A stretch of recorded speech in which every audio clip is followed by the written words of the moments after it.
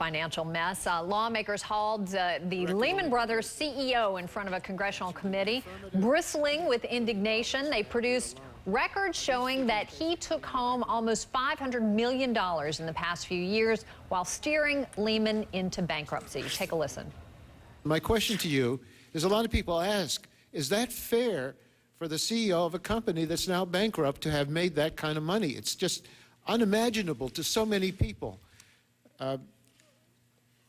I would say to you the 500 number is not accurate.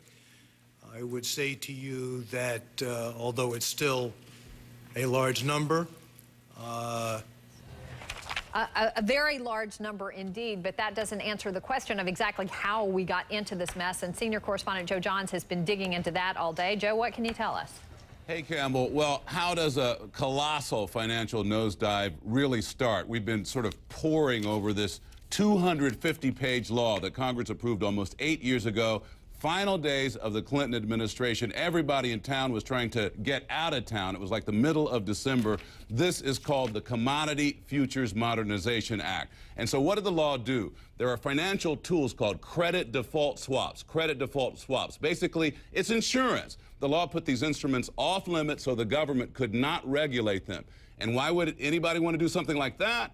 Because Wall Street wanted the government to butt out of its business. But the sum total of the act was to create what amounts to the biggest casino in the world. In terms of real money, we're talking the face value of something like $50 to $62 trillion.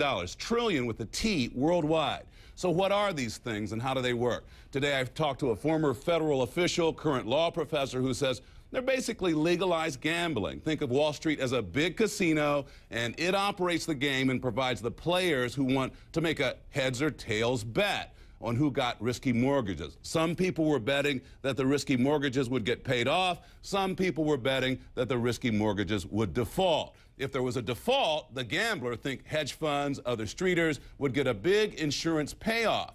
But when home buyers started to default in record numbers, it turned out the casino did not have the money to pay off the gamblers. Now you're looking at people lining up at payoff booths with $62 trillion in chips worth who knows what in real money. And that brings us back to the law that Congress and then President Clinton approved 8 years ago, the law that allowed for all of this to happen. And by the way, another part of this bill actually told the states that their anti-gambling laws did not apply. This thing said on page 105 that the act supersedes and preempts the application of any state or local law that prohibits gaming. So here's the amazing thing. Some people in Congress have started asking questions about these swaps because they're buried in the financial sector right now. Nobody knows when the next one is going to explode. But when Congress passed its big bailout, it didn't close the casino. It didn't fix the law that some people say started the whole thing. So Joe, why would Congress pass a bill like this? It was the end of the year. We had a president on his way out.